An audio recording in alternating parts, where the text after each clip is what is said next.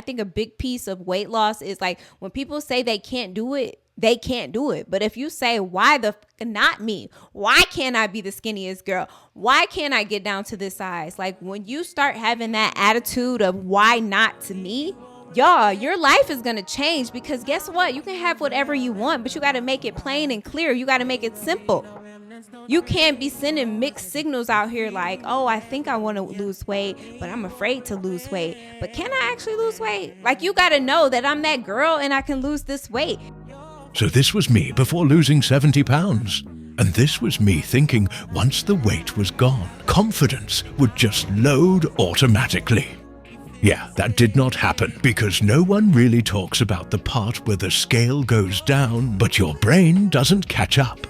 You lose the weight, but you still hide. You buy smaller clothes, but you don't feel small.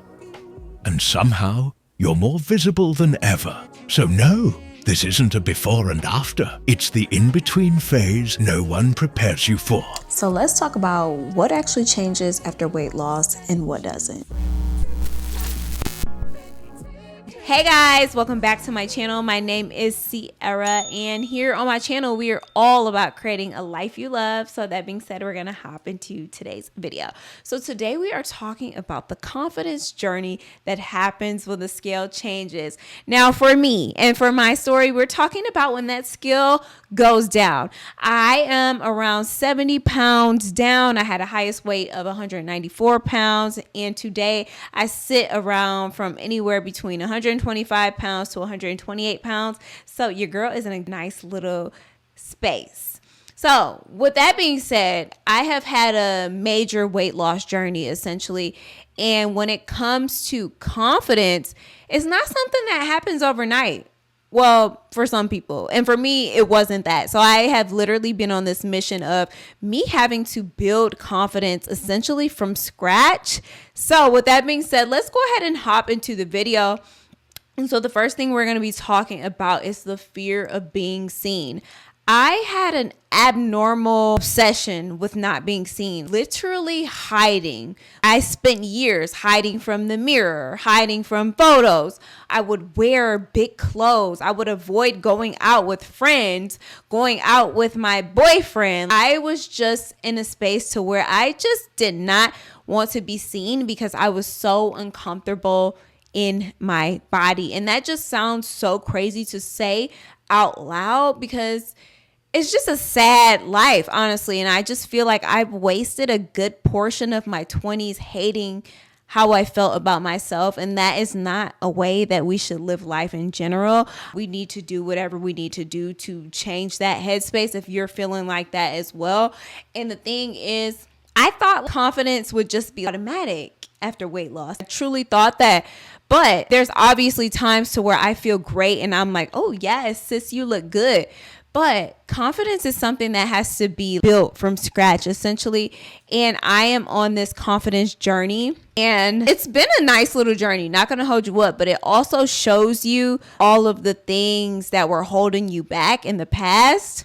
So that whole fear of being seen, I'm not even really sure where it started, because I had a fear of being seen before I even got bullied for my weight, essentially. So I've always had this timidness about myself. So seeing myself transform into this person who's not essentially afraid to be seen. And I'm not saying I don't have my moments to where I'm just like, oh, I have anxiety, I'm anxious.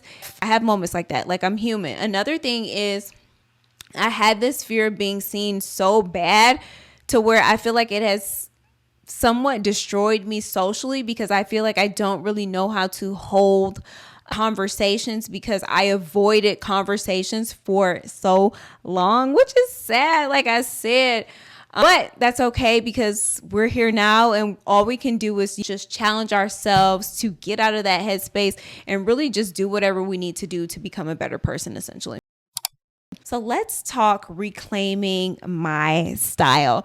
So essentially, I thought that, once I lost weight, I would automatically know how to dress. And that just was not the case for me.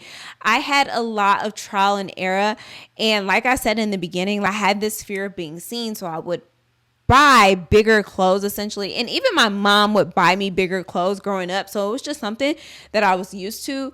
And it's something that I struggled with in the beginning of the journey, period, because I took a very long time to actually buy new clothes. I did not buy new clothes until my clothes were quite literally falling off of me. And even as I was buying new clothes, I think I was still buying them too big. I was buying mediums. I was buying size 6s.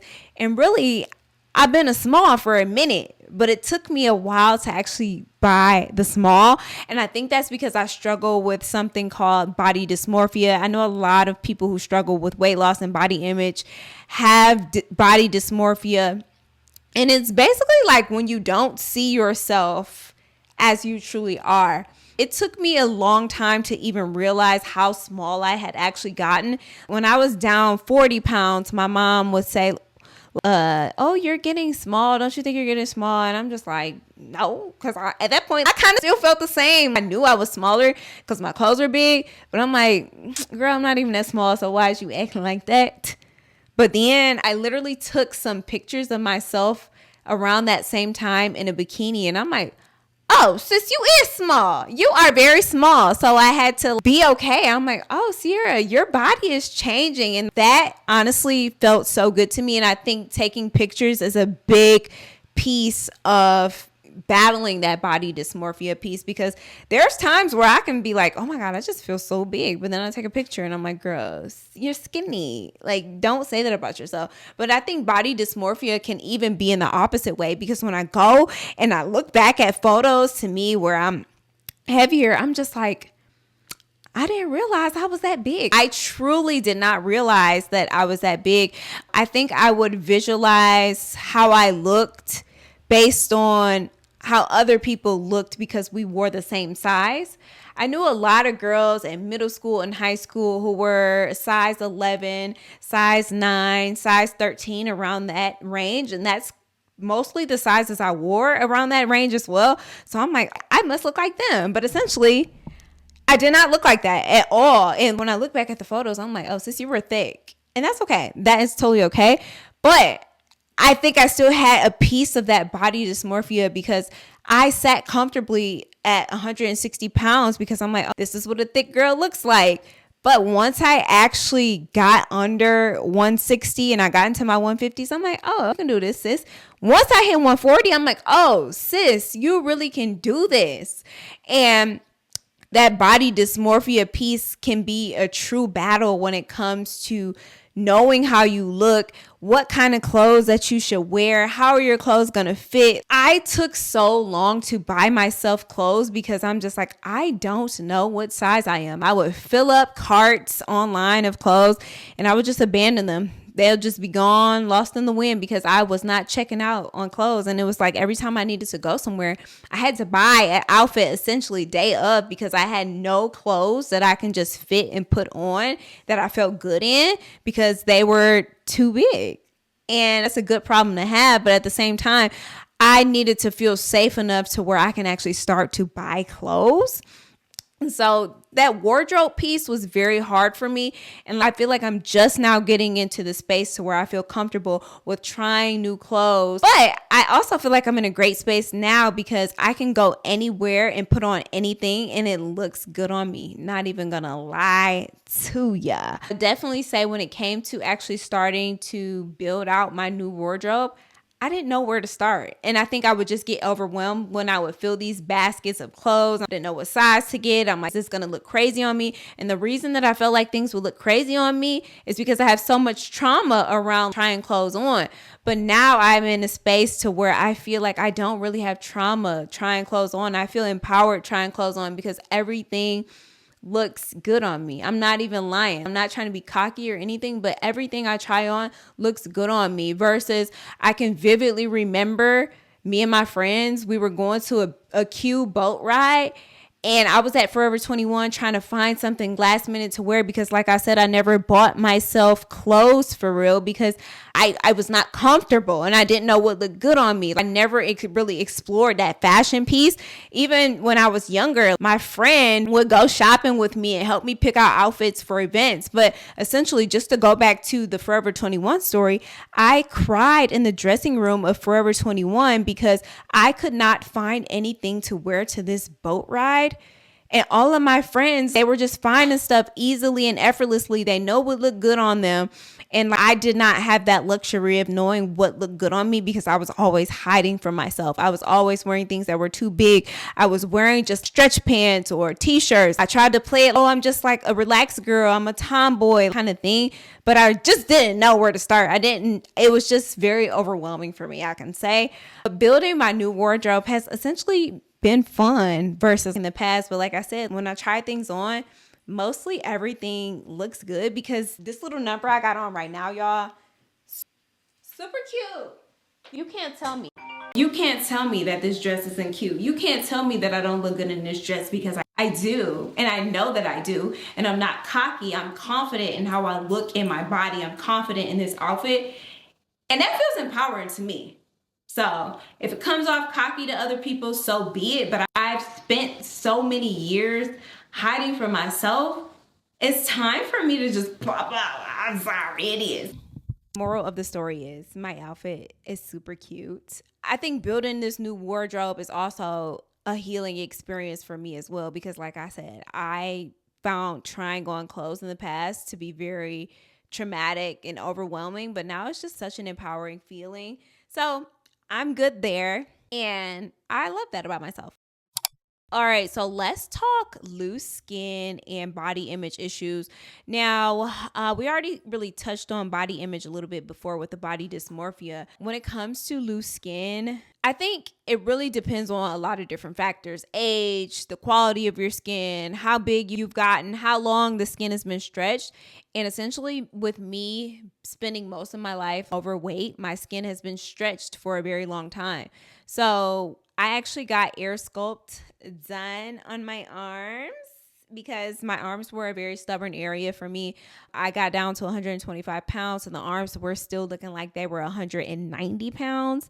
So I went ahead and I was grown about it. I got my consultation for air sculpt and I got my arms done. It is it is an invasive procedure, but I was awake. They do like this sort of lipo procedure where it tightens your skin essentially at the same time. The surgeon told me once you cross over to that 200 point, it's like the 200-pound point, it's kind of like skin really loses its integrity and it might not snap back the way you think it is. It doesn't really matter about age. That's just like the point. He said, think of your skin like a rubber band. You stretch a rubber band out too much, you can't stretch that rubber band back in essentially. So that is like the skin. So I've had to learn to accept that you're going to have loose skin in certain areas, like because your skin has been stretched for a very long time. But granted, my skin is not getting in the way of life. Now, it was on my arms, which is why I handled my arms with the air sculpt situation. And people would say, oh, you need to just work out more. You need to just build muscle in your arm. Thing is, I had a muscle in my arm. That wasn't the problem. The problem was it was a stubborn area to where the fat was not leaving. It was also so stretched out that even if I lost the fat, I was still going to have loose skin regardless, and they were still going to hang. So I got the air sculpt done, which is the lipo with skin tightening essentially. And they said the skin tightening is supposed to just get better. And if you guys want to know a little bit more about my air sculpt experience, I'll be sure to link the video up here for you guys somewhere because I just did a 3-month update and they look phenomenal. My arms have given me so much more confidence. I spent years hiding my arms. I wore sweaters in the summertime. If I was wearing a blouse or something, I had to make sure I had some sort of like puffy sleeve to just take the attention off my arms. But now I just be out here. I be in tank tops, just feeling good at the gym, arms out. And I don't have to feel like if I'm taking a selfie, oh, my arm is hanging down. Oh, my arm is jiggling. It still jiggles a little bit, but it's not to the level of what I was dealing with my arms. Because when I say they was big, they were the size of a 200-pound person on a 125-pound body, and it just didn't make sense. So I went ahead and handled that. And you got to do what's best for you. You can't really focus on how other people feel about the situation, because people will say like, oh, you don't need to do plastic surgery. That makes you fake. Whatever makes you feel good, confident in your skin, do it. Because when I'm telling you, if I did not get my arms done, I don't think that I would even be as confident as I am now, because my arms is the one thing that has always truly held me back. Because like I said, I kind of thought of myself as a thick person. So I didn't really think that I was huge, but my arms have always felt huge. So getting that done has truly boosted my confidence. And then I still have moments to where I may feel heavy, I may feel bloated, I still may obsess over the scale, maybe after a long weekend or a long vacation. But I always have to center myself and remind myself of how far that I've actually come. And I have done great work with myself. And it wasn't something that happened overnight, because I see y'all little comments sometimes in my little shorts. Oh, it's the Zimpy and stuff like that. This shit took a long time. I had thyroid issues and I gained 40 pounds out of nowhere. I've sat comfortably around 160 pounds my whole life. Then the thyroid just kind of ruined that, shot me up to 200 pounds, and it was like I was not losing weight no matter what I did. Changed my diet, worked out with a trainer. Nothing was working. So essentially I started cycle syncing, and I feel like that kind of helped with my hormones. It changed my period and it got the scale back moving. So I lost 30 pounds 1 year, and then the following year I lost 40 pounds. So it wasn't like 70 pounds in 1 year type of miracle. This has taken time, seriously. But I'm not going to go on a tangent there. This is your journey, and you have to do whatever you need to do to make yourself feel confident. Let's talk about redefining confidence and what I thought confidence was before and what I know confidence to be now. Essentially, when I was growing up, I thought confidence was just something that you were born with. I think my dad acts as if he is this very confident person. I think my mom acts as if she's a very confident person. I have friends around who they act as if they are very confident people, and it just made me feel isolated, because I'm like, why don't I feel like that about myself?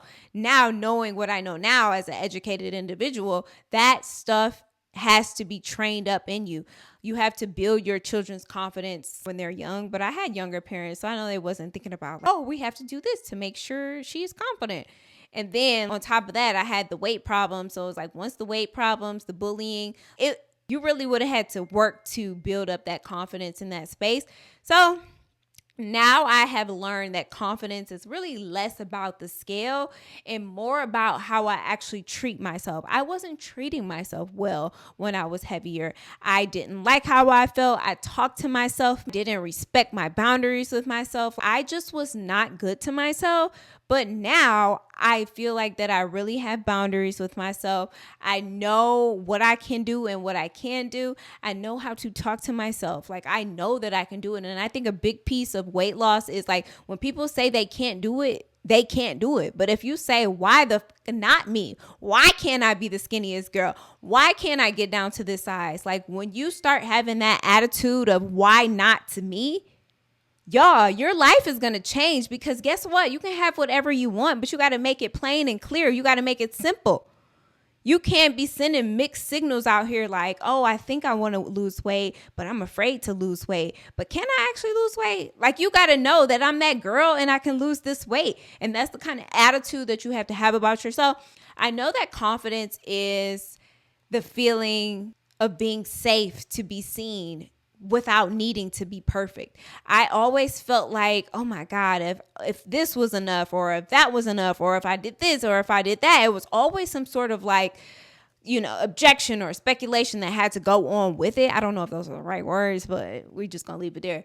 But like, there was always the space to where I was just like, but not yet. I'm not good enough yet. I'm not good enough yet. But now, like, knowing true confidence is like, be who you need to be, and you're not going to be perfect, because nobody is perfect. So with that being said, like, this has been like the roller coaster journey of my confidence journey after losing weight, after moving that scale. Like I said, for me, the confidence didn't just come once I got the new number on the scale, once I got the new size. Like, the confidence just didn't come. So Sierra was quite literally building this confidence from scratch and still is. The journey is not done. So that is what I want you guys to remember. Confidence is a process and not necessarily a final result. And I feel like for years and years and years, I've been looking like, oh, I can't wait till I'm just confident so I can do this. I can't wait till I'm just confident and I can do that. Like, I can't wait to arrive at confidence when I had to be realistic with myself and learn that this is a process, that this is a journey, and it is something that I'm going to have to take day by day, step by step. And I'm okay with that because guess what? You have one life to live, and I want to feel my best. I want to feel happy. I want to feel great in my skin. I want to live life and be seen and not think about all of this extra stuff that honestly does not even really matter. So if you guys are on a confidence journey, what part of the journey are you on? Let me know down in the comments below. Also, I hope you guys enjoyed this video. Like, I feel like I'm in a new space and I feel good when I talk to you guys. I feel good making my content. I feel good, buying new clothes. I feel good like in this wedding process, trying on different dresses. I'm having low back dresses to where like back is T, arms is T, body is T. Body T. Okay, yeah. Body T. Yeah. Pocket, Mary. Okay. Yeah. Hey, can I see your ring? Come on. Let me see. And I'm just feeling good. And if you have ever been in a space to where you felt like you were hiding from yourself, hiding from the world, I'm just telling you, you guys can lose the weight that you want to lose. You can become confident, but just know that it's a journey and it's not going to happen overnight. It happens when you learn how to step in for yourself, learn how to talk to yourself, learn how to treat yourself, learn how to have boundaries with yourself. Like, that is as simple as it's going to be. You have to be able to parent yourself essentially. And I think that is a big piece of that confidence journey. So at this point, I'm rambling, but I hope you guys enjoyed this video. Don't forget to like, comment, and subscribe. Bye.